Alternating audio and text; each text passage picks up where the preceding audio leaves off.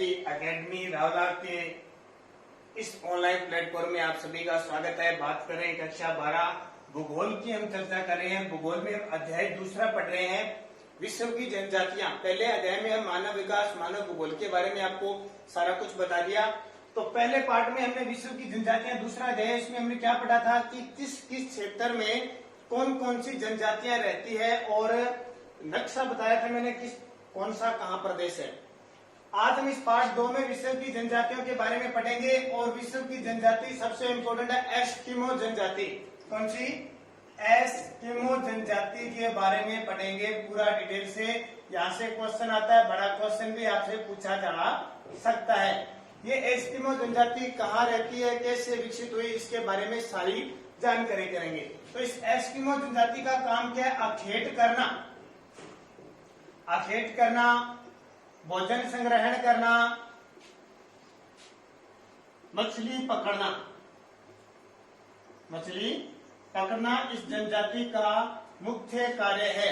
अखेट करना, भोजन का संग्रह करना और मछली पकड़ना इस एस्किमो जनजाति का मुख्य कार्य है। इसका अर्थ क्या होता है?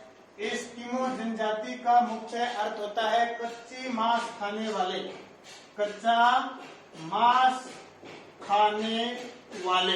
कच्चा मांस खाने वाली जाति कह सकते हैं या लोग कह सकते हैं। इसका मतलब होता है कच्चा मांस खाने वाले। एस्किमो जनजाति के बारे में पूरी विवरण बात है। एस्किमो जनजाति वो मंगोल जाति से संबंध रखती है।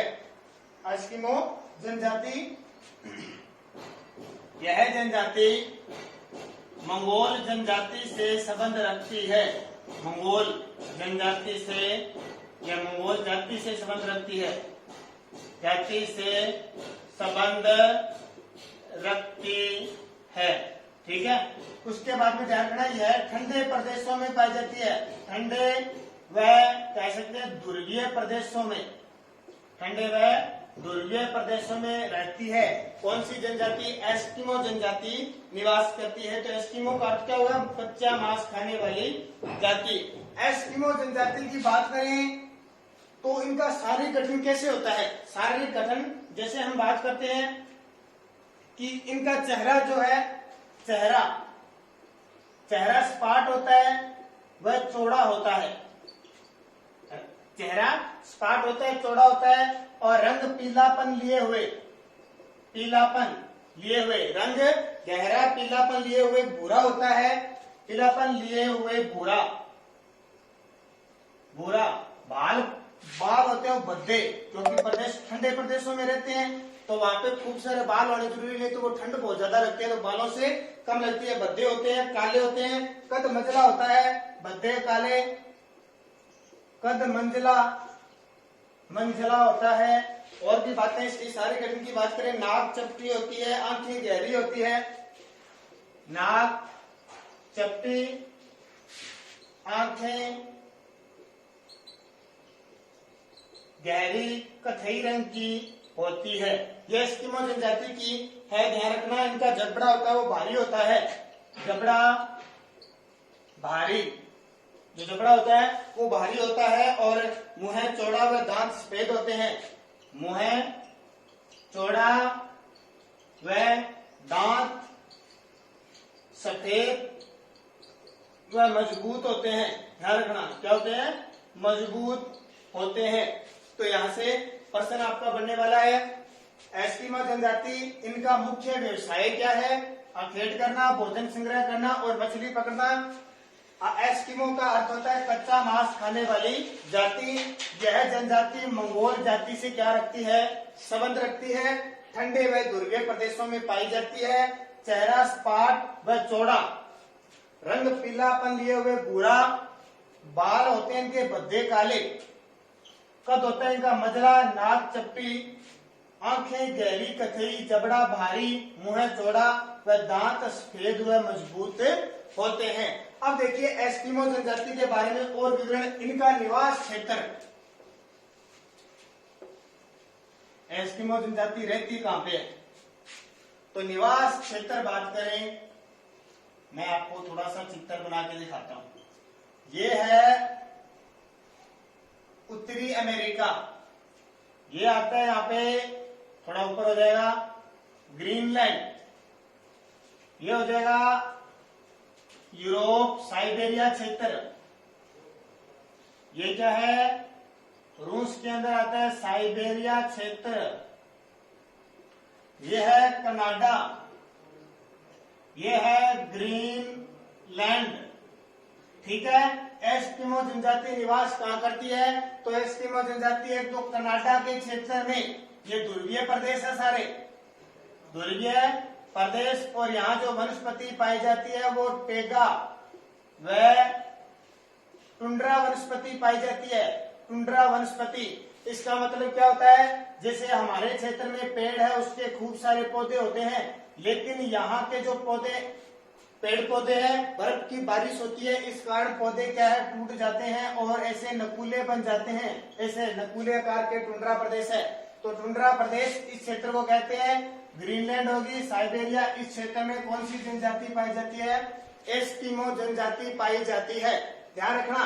अब क्या बात है कि एस्किमो जनजाति उस क्षेत्र में पाई जाती है जहाँ पेड़ पौधे टेगावन हो गए, और दूसरी खास बात देखो यहाँ पे खूब सारी आंधियां चलती है, क्या रेत वाली आंधियां चलती है, नहीं, बर्फ की आंधियां चलती है, इसलिए अपने शरीर को सुरक्षित रखने के लिए ये अपने बर्फ के घर बनाते हैं, बर्फ के घर बनाते हैं, बर्फ के घर बनाते हैं, उन्हें इग्लू कहा जाता है, इग्लू कहा जाता है।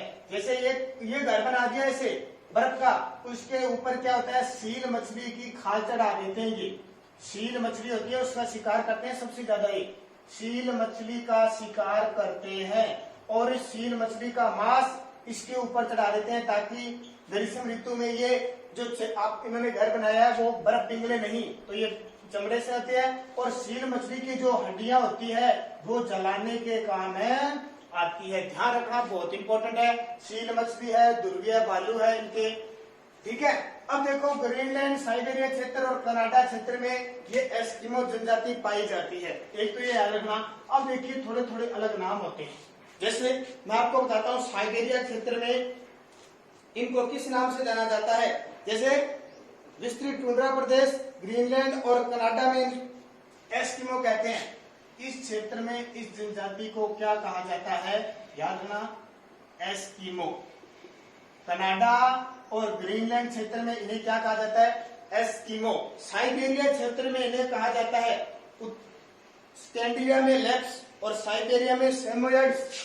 इस क्षेत्र में कहा जाता है सेमोकोट्स व याकूत कहा जाता है, सेमोकोट्स व याकूत कहा जाता है। और यहाँ पे एक छोटा सा क्षेत्र है स्कैंडेविया, स्कैंडेनेविया, इस क्षेत्र में इनको लुप्स कहा जाता है, लुप्स या लिप्स कहा जाता है, लेप्स, ठीक है। साइबेरिया जनजाति उसके अलग अलग नाम है, कनाडा और ग्रीनलैंड में इनको एस्किमो कहा जाता है। ये विश्व का नक्शा देख लेना, पढ़ोगे ना तो आपको बढ़िया तरीके से समझ में आ जाएगा। जो उत्तरी साइबेरिया का क्षेत्र है यहाँ सेमोकोट्स या याकूत के नाम से जानी जाती है, ये अलग अलग नाम है। और ये स्कैंडेनेविया जो क्षेत्र है यहाँ इनको लेप्स कहा जाता है। ये बातें बहुत इंपॉर्टेंट है आपके लिए, जब आप नक्शे में से पढ़ोगे ना तब आपके दिमाग में आएगी,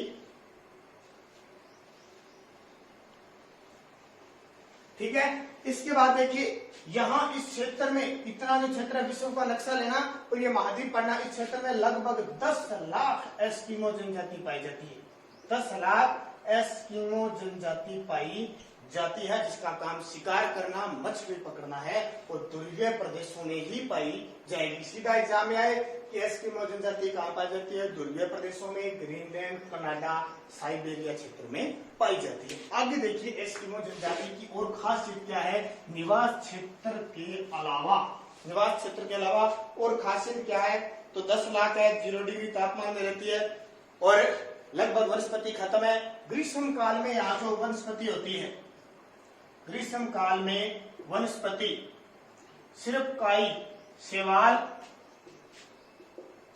और जो लाइकेन होते हैं वो रंग बिरंगे फूल वनस्पति के होते हैं, लाइकेन वनस्पति होती है यहाँ पे, शैवाल और लाइकेन। वही कब, जब ग्रीष्म काल में सूर्य आता है, क्योंकि इन क्षेत्रों में सूर्य 6 महीने रातें होती है और 6 महीने क्या होते हैं, दिन होते हैं। तो जब सूर्य आता है तो ये बर्फ के अंदर छोटी छोटी ये पौधे मिलते हैं, शैवाल और लाइकेन के। विज्ञान में पढ़ते हो ना, ज्योग्राफी विज्ञान में पढ़ते हो, ये लाइकेन कौन सा हो गया।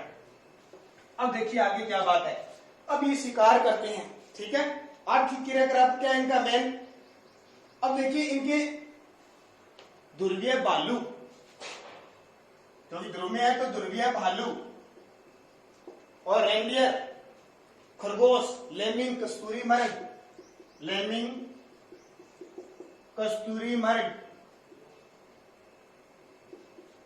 खरगोश,